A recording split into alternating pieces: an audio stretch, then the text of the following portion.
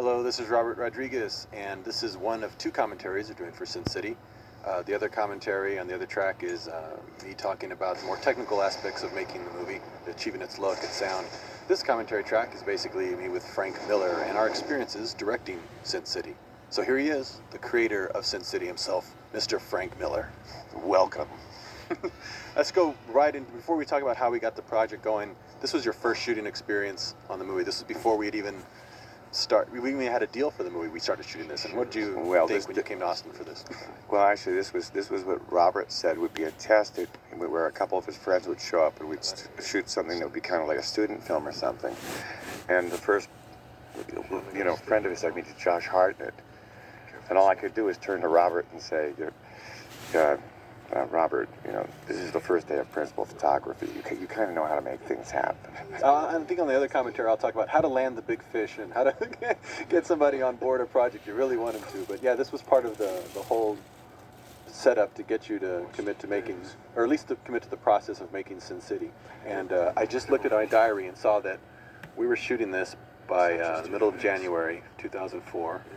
And I had just met you for the first time November 21st, the year before. So between Thanksgiving and after New Year, we had this already going, and then just about a month after this, we were shooting the feature itself.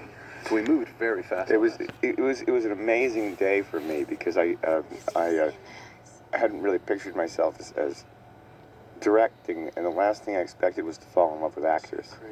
But there was a moment there when Marley Shelton just kind of quietly turned to me and said, Why did I hire this guy to kill me? And I explained to her that she had a very torrid but short affair with a man who turned out to be she had a very short, torrid affair with a man who turned out to be a mafioso. And she broke things off once she realized he was a criminal, but he was obsessed with her. And he told her that she was going to die in a terrible way, but she wouldn't know where it was coming from or who was going to do it. She had connections. She found out about a very peculiar hitman who was known as the Lady Killer, and would take you into that dark night gently. I love her. Her eyes lit up. She turned around. She went back to work, and I became a director. I was hooked. And this is about I think we shot this in less than 10 hours. It was just a pretty simple day. It was about 9.5, yeah. And, I had already done this shot here pulling back out of the city. We had done a mock-up of it with my Troublemaker Digital guys. And so I wanted to really jazz you when you came down for this test to show you that how dynamic we could go beyond what we could do in a comic with physical moves like this in a city that doesn't even exist, and really pull back and show the world. And I think I already had the score already, and I had cut in your drawings as like an animatic, and we were able to watch before we even started shooting. We were able to watch it. If you remember. I remember it. I remember that you had already put together a dream cast, most of whom we got. That's right. We had an original version of this cast crawl, yeah, and it had Bruce Willis's name in it already, and it was just as an example to show you the kind of talent I thought we could get for the movie. But a lot of that ended up coming true. I remember when you first mentioned Bruce Willis, I went, "What are you talking about? We're gonna get our generation's Humphrey Bogart in Sin City." He was one of the first people we got. We took him this test. That's what was actually great about the test. It was something to show you, but also still myself. He calls it a test. It's still a test because conceivably you could have looked at it and said, "That's really nice, but I still don't want to give up my baby," which would be understandable. You've done 7 books of it. You may not want to risk going to another medium. I think my whole argument was I felt the mediums were very similar. We didn't have to go make an adaptation of Sin City. We could just translate it the way you drew it right to the screen. I think that was the main sales pitch I had. That really the way I really wanted to do it. What distinguishes you from the other people I've met in who make the movies is that you were saying the opposite of what I'd always been told. I was always told the skills that made me a cartoonist wouldn't apply, and the kind of writing I do certainly wouldn't translate to the screen. You kept on saying, "Yes, it will." Because none of those people who told you that ever drawn in their life. Right. So I don't know how it relates to movies. Yeah. I think anyone who's ever done both jobs or done more than one creative job knows that they're all the same. Especially with this magnificent green screen process. This is drawing. Yeah. It's just you get to draw with Bruce Willis driving in the foreground. Yeah, and you get to concentrate on his layer. I mean, what I talk about in the other commentary is how much it's in layers, and that's how you do even your comic. Is we're concentrating when we're shooting the layer of him and lighting that specifically. One of the things we did build was the bar, and that only reason I built the bar was because it was another way to entice you to come shoot the movie. I said, Frank, we're going to build Katie's bar so we can have a place to go hang out and have script meetings. But we actually turned into a problem. Sorry, interrupting by my brother. Shooting because it became so uninteresting to shoot in light because it was a real set. You couldn't put lights where you can on a green screen. That it took away that whole idea of working in layers, and that's why this stuff looks so much better. Yeah, and also we had to deal with all that damn smoke. And the smoke on the set, and here we could just add it in post. But here we are in the docks, which of course we never visited. We were just there again on our same little square green screen. And what was it like working with Bruce for the first time? Well, for me, I was scared. I mean, he was always really nice the couple of times that we'd all met before. But that morning, I really did realize I was working with Bruce Willis, and I started thinking of myself as a mop, that he's going to mop the floor with me. And I thought, oh, damn, he's such a big star, and the thing that big stars always do is they go after the script. And he comes in, he goes, man, I want to talk to you guys about the script.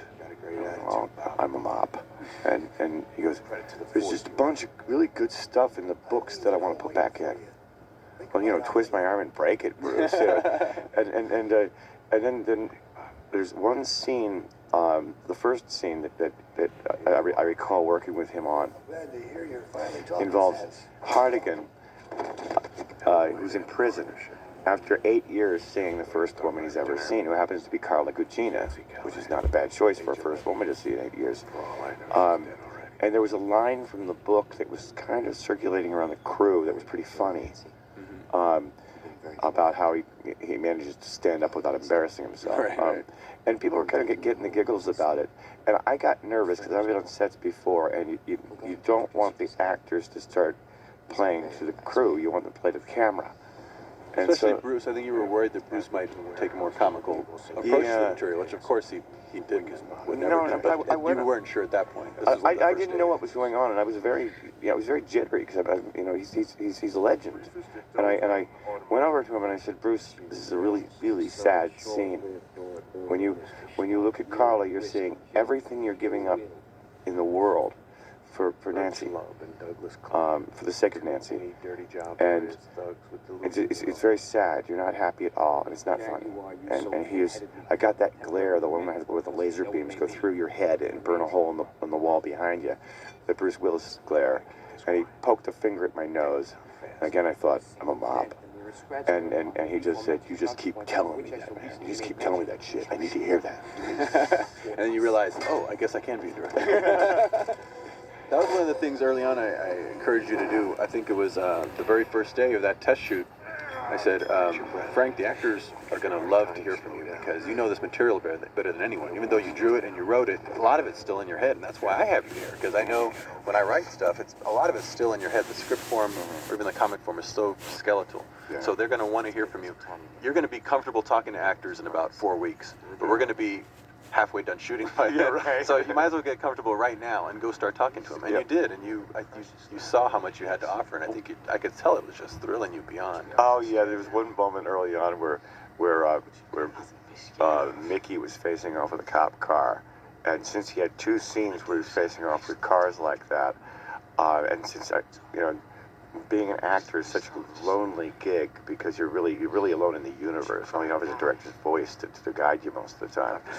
I felt that he was in the wrong scene, and I went over to Robert, who was at the camera, and I said, I think Mickey's off on this one. I think he's in the wrong scene, and I think he needs an adjustment here. And Robert, without even looking up, goes, "Why tell me? It's my job to go talk to Mickey." I remember seeing you just walk off towards him, and it was like watching you go to the firing squad. I was like, I hope he comes back alive. And you did. Yeah. I think he gave you a little bit of a hard time. Oh, he razzed me. He razzed me. Always razzed me. There was a lot of respect. And what was great about having 2 directors is that sometimes, because moving at such a brutal pace, and sometimes the actor wants to turn around and hit you. Alright, I'm gonna turn that down. I turn that down. He doesn't have to hit both of you. Yeah. So I found that he would hit you instead of me. Because Mickey had worked with me before, so if he's got any anxiety, I would send you over to him, and then he would, pick on you a while, and then he'd come back. Then I could go tell him what we really wanted to tell him. I also thought one of the fun things about the glitter business, besides the fact that I had you as a terrific teacher on a gig I never expected to do, was that sometimes we would actually find we very organically split the labor, I thought, and sometimes one of us would sort of, in a way, get a character that it would sort of like naturally become our character to work with, and with I remember when once I heard you and Benicio going into the Latin thing, I realized I was like I wasn't going to fly on the wall, and with me, the character where I probably got the most possessive. And Mackenzie, for me, I took care of little Mackenzie. Oh yeah. She's been on my set since the early Spy Kid movies. Oh, I was father's daughter. Little sister to my Spy Kid actress, Alice. And for me, because it was one of my favorite creations, and because Devin Aoki and I had a good rapport. Miho. Miho. You and Miho, of course. So it wasn't always that way. I mean, neither of us was willing to relinquish Nancy. No, Nancy. I think we kind of watched everybody ourselves, but there are some, in particular, especially by the time we got to Big Fat Kill, there were so many characters there. You gravitated towards Miho because she needed training, and Devin had never done anything like that, and you had a very specific idea for Miho, and that was one of your favorite characters. So I said, man, you concentrate on that. I'll take care of Benicio and Brittany and all these other pieces that we got to put together. So it was great. I mean, I got spoiled having you there. Well, that's why we're doing it again. That's why we're doing it again. I mean, we'll go into this later because it became such a big deal. But one of the reasons I thought they were wrong at the DGA for us not to direct this together, their big argument was, well, that usually doesn't work. And I thought, how can these guys have any prediction of what it's going to be like for us to direct together when we have no idea what it's going to be like? I mean, we're so individualistic. You write, you draw, you do your own lettering on your comics, and I do a lot of my own jobs. I thought you put two guys like that together. Seriously, there's understatement, and then there's what Robert just said. Yeah, you do a lot of your own jobs. Like, just look at the credits, folks. Look at your comics, look the same way. It's all Frank did this, that. But I thought, by the way, I've got to say that I've got to salute you for the most violent credit in film history, which is shot and cut. I remember when you saw that, you said, "Oh, now I see. You're using words of violence to describe how you made the movie." Yeah, but I thought it was fitting. It's a comic title. But I thought you put two guys like us together, and we're just going to work so effortlessly together because we can just we understand why we do the things we do. And it was and I just knew I was going to learn so much from you about directing because you're coming at it from a different angle. I learned a lot about directing from my painter friend, from my sculptor friend, and I apply that to movie making. I said, Frank is directing. If you look at your comics, you look at your Sin City books, they already were like the best directed movies never seen on a movie screen. I thought, look at his shot choices and his dramatic use of angles and character, and I'm going to learn a lot from this guy if I bring him in. So I really wanted you there, and you learned some things from me, but I learned a lot. I learned tons from you. I mean, among many other things, I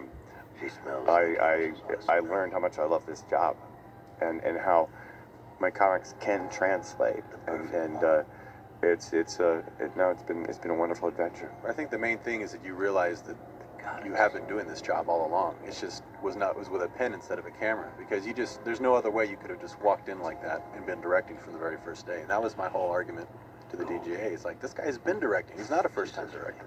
If you just read his books and imagine this is celluloid and not paper. He's been doing it better than anybody. Look, there's Elijah Wood. I'll explain how we did that later. I remember I sent you a casting tape of him where I just was reading the voiceover of Mickey, and it was just a shot of his face in close-up. I didn't want to tell you who it was, because if I told you it was Elijah Wood, you would say, Frodo? Well, I don't know if he could be Kevin. But I sent you this tape, and you saw it, and you went, wow, that's pretty creepy. That's pretty chilling. Frodo eats people. Now, here's Mickey in the Red Room with our that was Jamie King was the first actress we cast. Mickey was the first actor we cast. And you notice how much this does look like cartoons, but I mean, I draw pretty good tough guys, but Mickey Rourke is Mickey Rourke. Right here, look at his eyes. This is one of the reasons I really thought he could pull it off, because we could he'll come through that makeup. We wanted to make him as ugly as you write him in the books, which is a man so ugly he couldn't buy one. Well, and also I draw pretty good girls, but Jamie King is Jamie King. think You she can't was beat the that. first actress who came in for that. We Yes, just she was. saw her and we thought It was Lord, instant. It was instant. It's gotta be. It's gotta be. She just simply came in and owned it. She really comes off as like reminds me a lot of Kathleen Turner in Body Heat in some of Mhm. these sequences where she's. The fact that she has two characters to play. Yeah, and if we do a sequel, she'll have to play both at the same time. Now, the reason she's gold here Is that technically possible? Yeah. You think so? Yeah, I think we could probably pull it You off. think I don't know that? I think for this reason, there's sometimes color in here. I have to go very bold right away the very first time we started talking. As soon as you arrived on the set, I already had some changes to make, and I said, Frank, we can shoot Marley Shelton in a black dress, but really cool if we took the idea from The Babe Wore Red, another short story. It wasn't in The Customer's Always Right. And if we started off the movie like that visually, so I showed you the two tests. We shot some tests with Marley in a black dress and in a red dress, because we had to make a decision, because if you're going to use it black and white, you don't want to use red if you're going to go black and white with it. Otherwise, it just goes a very dull gray. So it's better to use a black dress than a red dress if you're going to not use the color. So I looked at it and you go, oh. So I thought, oh, this is going to be fun. And then later, I said, because we shot this in color, I think that if you had drawn the Marv book now, you might make Goldie somewhat gold. Distinguish her from Wendy. I didn't. When I did the Hard Goodbye, I hadn't even thought there'd ever be any color in Sin City. It was a later idea. So I thought, well, I'm thinking of that as an option to maybe differentiate them, and also to have a great color, idea. Using color as a weapon is what you called it. You said, oh, you're using color as a weapon. I like that. And that became sort of the idea. So that's why we chose to make things like blood, red later. Some of the cars, we ended up bringing color back in. Just whenever we thought we were losing an idea. And coming up here, you're going to see the pill bottle have a color, because that becomes an important item. And it just became, by shooting in color, we could decide later. Now, here is Lucille. This is the first time you worked with Carla Gugino. I'd worked with her several times before, but she looked so much like your book. When I was looking at your book, I thought, this looks like Carla Gugino. And you'd never met her before, No, I'd never obviously, met but I'd never met her. She's really remarkable, because sometimes I think that in some ways people are She's a dyke. a little displaced in time, and I think Carla, as being a real dame from the 40s, who her diction is perfect. She's line perfect every time. She's got a very womanly figure, and I mean that in the best possible sense. But I don't think anybody's watching this movie needs to tell them that.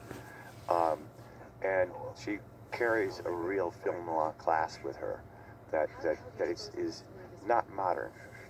I adore her. she was looking so forward to doing something very different and loves film noir, and as does Bruce Willis. I just, from knowing them earlier, I knew they would particularly love to do this kind of movie. And it was great to bring in people who are really fans of this genre, because you can tell as they're holding the cigarette, as they're saying the lines, they're doing things they've always wanted to do in a movie and never thought they'd get the chance to do, and doing it in such a modern, savage way that it made it exciting again. But if you look at her hair and how it falls across her face, Remember, you kept pointing out her profile and going, look, she'd make a perfect Lois Lane. Look at this forehead, look at this nose. And you would be practically drawing on her face with your hand. yeah. And then Mickey here was just, this is one of the first scenes that I really wanted to tackle, because I love this scene in the book. It's one of my favorites. It's one we would always use when we'd read actors, and him just dominating this and making him huge. I remember you said, he's got to be really big. Mickey's got to be big. Is he big? I said, don't worry, I'll make him look big. Look how big he looks in this shot right here. He's 12 feet tall. He's 12 feet tall. And he's walking on a treadmill, and we're shooting him in slow motion, and we're playing him his favorite song, and he's just in the moment. And he's look at his walk. Remember the walk that he came up with? Oh, yeah, he came up with that walk. He learned it in Ireland. From his IRA hitman or something. Yeah, and he told me this was going to be what he kind of wanted to do for Marv's walk. And I said, well, show me. And he walked 10 feet across in front of me. And I went, damn, I wish you'd been there when I was drawing this thing. Nancy is the first time we see Nancy. Jessica Alba.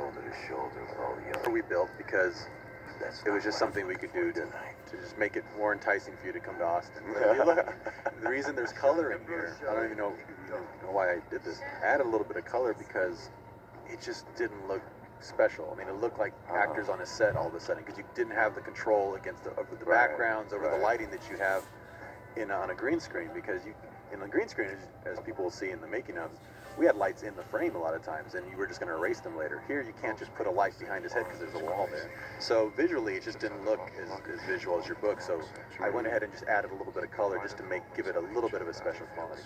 Here's Clive Owen. This is a speech taken from Dame to Kill For. It's a little speech that he gives there.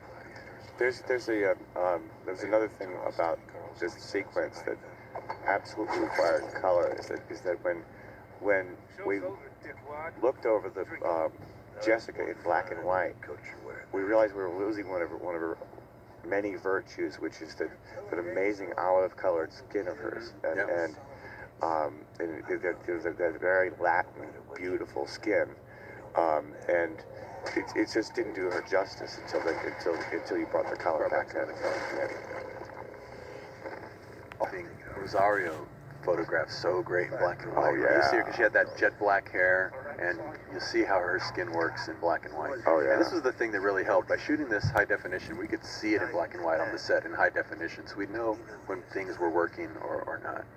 And this is a local actor here. He did a great job. Oh, he sure did. But this was one of our favorite scenes to shoot with Mickey.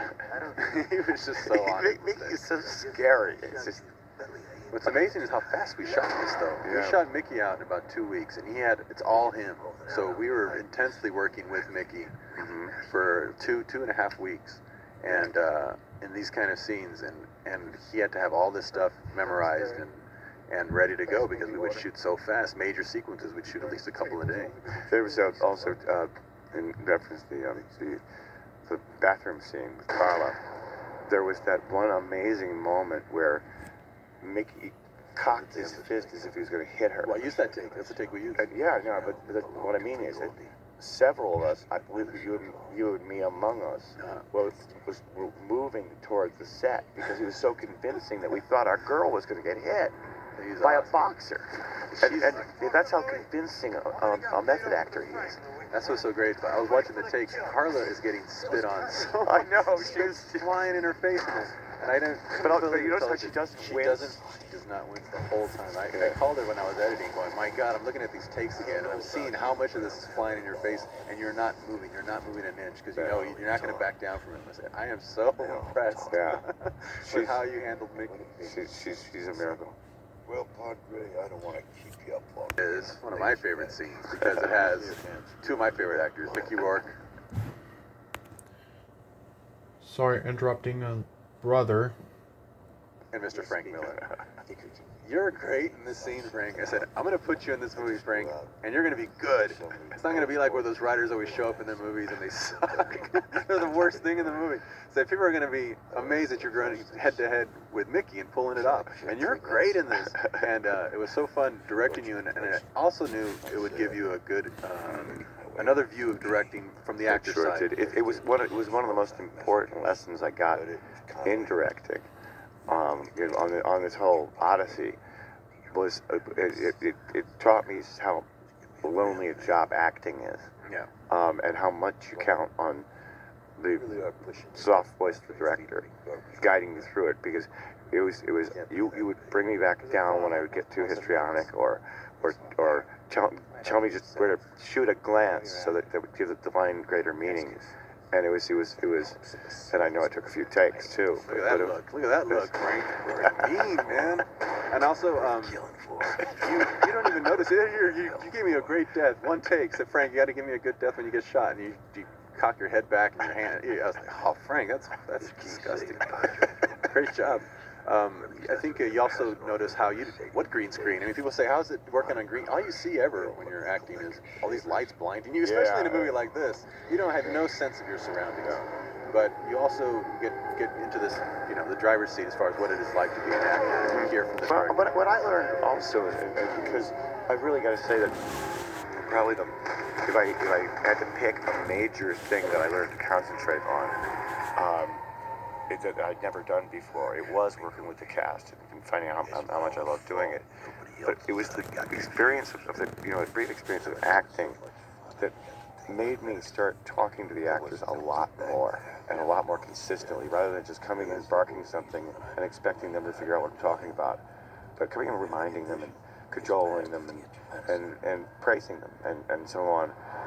but always mainly giving them context, letting them know where they were. When you're working with a volcano like Mickey Rourke, I don't think he needs much in terms of acting direction.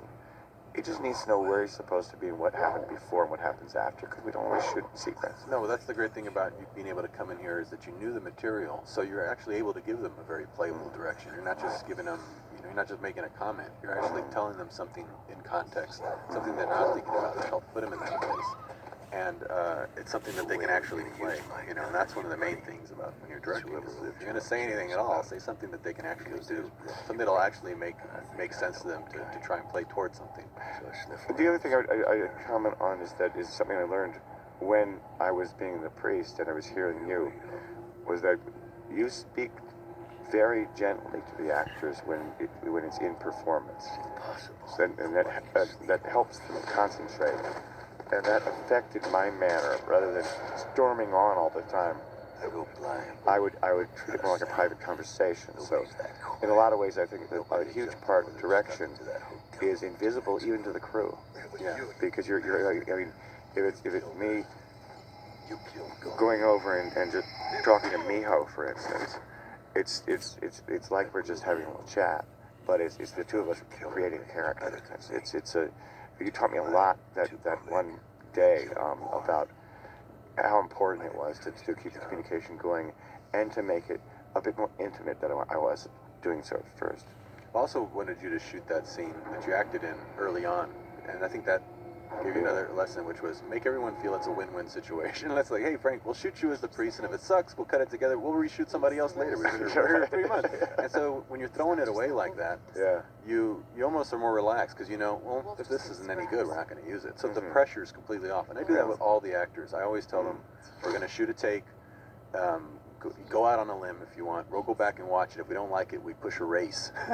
We can rewind the tape and erase it. So when they know we've got that freedom and that capacity, they are a lot freer and we just keep rolling. We just keep rolling and rolling so that people feel very comfortable, like everything's a rehearsal. So nothing ever feels like you're on the spot actually making a movie. We're kind of just fucking around until it's actually time to make the movie. But in that time, we're actually shooting all the stuff that we need. Well, one moment I came to love, first experienced it with Mickey's extraordinary performance, is that there was moments where you and I would just shoot a glance because we'd just gotten the take. And there's no reason to try anymore. I mean, and sometimes, because Mickey is such an emotional actor, he would seem completely off, and it would be like, I wouldn't know what was going on, and then there would be that moment where I would always say to the guys who were sitting with the monitor with me, he's going in, because all of a sudden he'd just immerse himself and Marvel would come out, and it would be perfect. An extraordinary actor. I remember this point in particular, this shot right here, I gave him very specific direction. I think I actually even at one point finally gave him a line reading, and then I went back to show him because, right here. I didn't know she was a hooker. Realizing that she was, because he was kind of rattling through it, and I had him do it that specific way. He finally got to get down from up there. He was tired up from being up there. He came down and looked at the monitor. That was so great about the HD. I could play it back to him, and he saw that it worked, and he went, all right. And then they gain confidence in you, and that's an important thing too, is they can see that your direction you're giving them is working. That very same scene was one where I did one of the boldest moves I had, which was because Carla and Mickey had to play it separately. It was one of the rare times where Carla seemed to have trouble staying in character and staying focused, and she was. So I decided that I'd be Mickey, and I read her lines, and I growled them, and I could see her back straight and her attitude intensify, and I went, and she just said thanks. It was a wonderful moment. Oh, that's one of the most fun things you can do is go and actually play with the actor. Well, be that other character off camera, because then you're giving the performance you want off camera for them. But also, you and I were practically fighting over who got to do that. Oh yeah, you saw me doing it in all the rehearsals with the actors when we were auditioning, and you're like, that looks like fun. I want to do that. Yeah. And then you realize you have to learn all the lines. That's the other hard part. You got to know everybody's dialogue so that you can go play any of those characters. Yeah.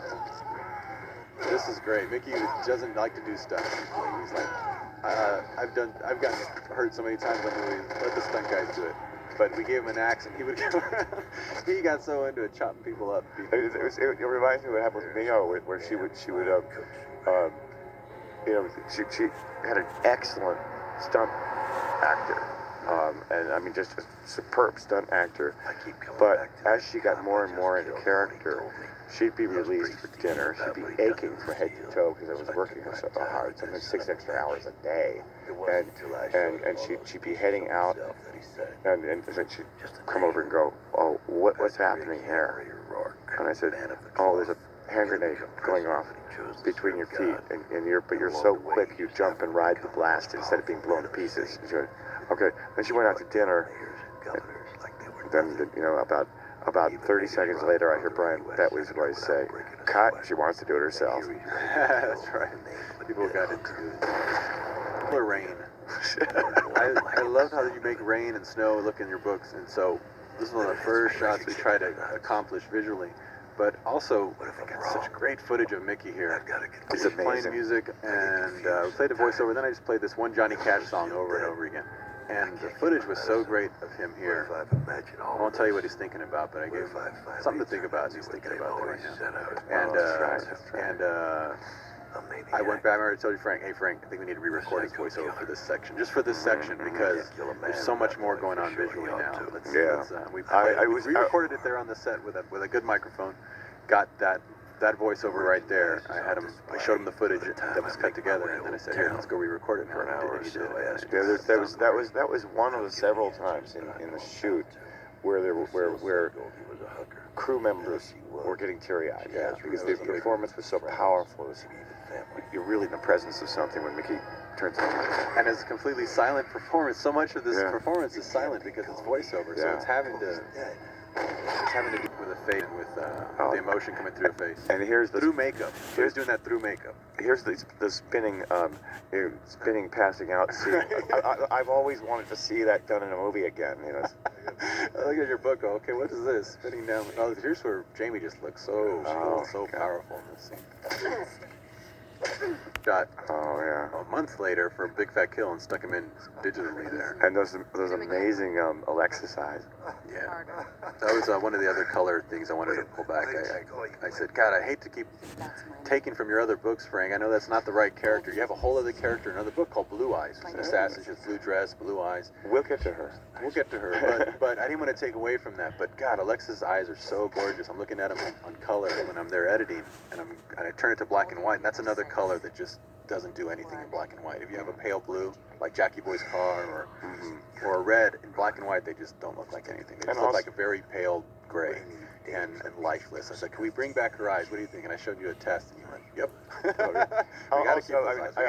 In fact, when one of the most distracting things when she was on the set was those eyes of hers, because you can't take your own off them. I mean, it's just she's got a pair of the most striking eyes I've ever seen. We haven't talked much about the other actors because we're still working with Mickey and Jamie. We'll get to them. But I do remember saying, because you were in New York when I found Alexis Bledel came in and cast, and I said, Frank, you better be sitting down when I send you this tape, because it's like your Becky popped off the page and was walking around and talking in the room, and you cannot believe how much she looked and talked and sounded and felt like. And that was just her test. Just her test. I mean, once we really got her working, she was Becky. Yeah.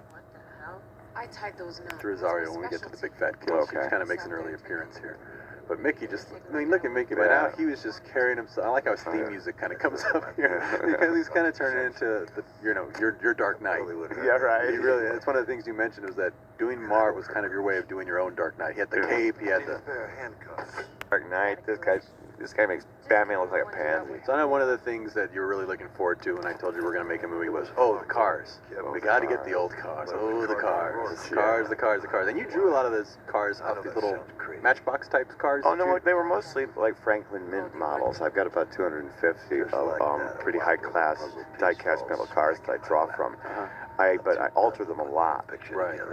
And because the cars are characters in the story. They're always flying. They're always in They flight. never touch the ground when they're moving. And that's why you see some shots that are in this movie where the cars are airborne, because 10 feet off at the some ground. point, this drawing by Frank has to be a still frame and some part of the action. So they got to take off at some point. They got to be in flight. Yeah, I think they're right from the get-go. So with the cop cars coming after Marv. You can freeze frame that and replicate the same frame you had in your drawing. I love this shot on Mick. This is right out of your book. Most of these shots are right out of the book. There's a couple new ones like that one. You know, what I found is that when I would make up shots, I would just show them to you and go, Frank, what do you think of this? And you'd go, looks great, because a lot of my stuff is very cartoon style anyway, so I blend it right in with your. I also want to with your comment type there of shape. that was a perfect example within that shot, and also in this sequence as well, of how Jamie's able to bring total like triple meanings to any glance.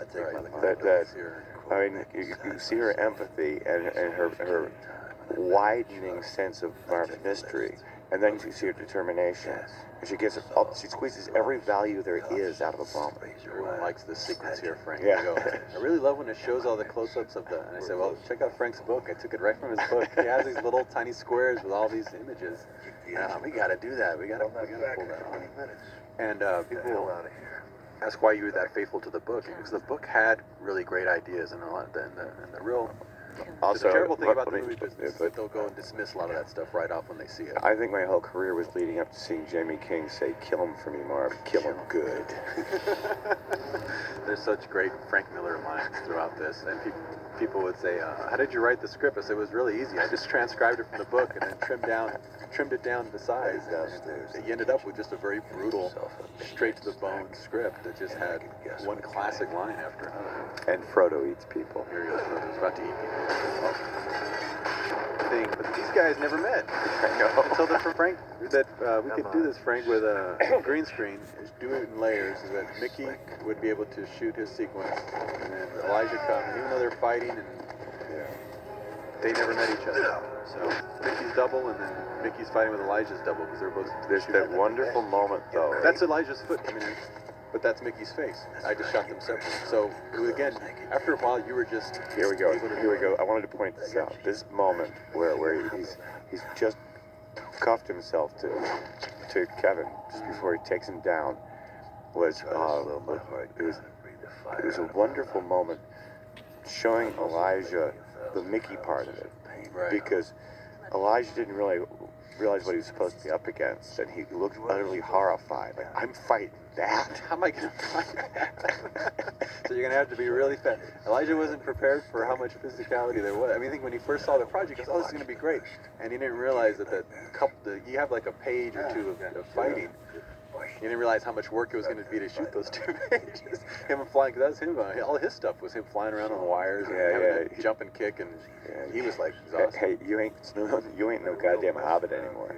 Look at this. I love this take on Mickey. We started off in a wide shot that I ended up not using. That was from your book. I said, well, let's get Mickey warmed up into it. And this is why I operate. This is why I'm the editor. Because I'm watching Mickey in the very first take, and I'm going, oh shit, I shouldn't be in a wide. There shouldn't be no. Let's turn around very quickly. That's what's great about green screen. I flipped him around, turned it into a tight close-up, and we did the whole thing in close-up. And that was his first take. He just nailed it in his first take, and I thought, Mickey's on fire. We can't be fucking around with wide shots. Turn him around. Let's jump right to an extreme close-up. And this whole thing is from this one take. And he just, he was so on it. You give Marlon Brando his close-up. That's just. I've kind of noticed that you don't shoot a lot beyond what you want to use. Well, that was a great shot that you had, but you know what was weird too is that it revealed Elijah right away with his legs, arms off. So it was actually better that we did it this way, because then the reveal comes midway through the scene, and you're just seeing his close-ups of his face, and then you reveal his legs being chopped off. It's like, holy shit! It's a difference between the media there, because in the comic book I did it that way so that it would seem matter of fact and shock the reader by its sheer content, whereas in film, we have the advantage of it already being utterly convincing, and so we can play it a bit cagier that way. But if I had staged it that way in the comic book, I think it would have just felt choppy and weird, and it wouldn't have had the deadpan quality the comic book had. So it was a very good case of transition. And would have worked here too. Still would have had a good shock moment, but people would have been gasping over all his great lines. So I moved it because you hear everyone just kind of gasp when they see that his legs and arms have been cut off. Yeah, And then you start missing the dialogue. So I moved it to this position where there wasn't dialogue, so that you could just sort of enjoy it and see the dog come and kind of think about what was about to happen to you. All this stuff is just terrific. He's in full Marv mode. We shot pretty much in continuity. That look. That look. He's now Marv. He has been transformed over a period of 2 weeks. Yeah, I remember when you were editing and we got to this sequence. It was like, I remember us talking and all I could say was, well, let's just like cut to it and have him just beat the crap out of everybody and like lose all the in between shots. All the in between shots. Let's just beat the crap out of people. Now we got somebody we both wanted to always work Maestro. with. El Señor Rutger Hauer, who this one fucked me up big time. I'm sitting there shooting this close up, and again the same thing. I'm thinking, okay, well, it's a lot of dialogue. It's going to take him some time to get into it. Let's just go ahead and shoot the rehearsal. So we shoot the rehearsal, and he's already just nailing, giving me the take on the very first take. And I'm like still figuring out my camera position, and I'm shaking around going, holy shit, he's delivering, and I got to get my game up. I mean, he was just so on it. Also two of the best ad-libs I've ever heard. That's right. We didn't have people ad-lib the script. Almost not at all. Unless they did something like but this. he had two pieces in his one little scene where Alright, I'm gonna take a look. Alright, I'm gonna try and just save it. It is 41 minutes and 42 seconds. Other part coming soon.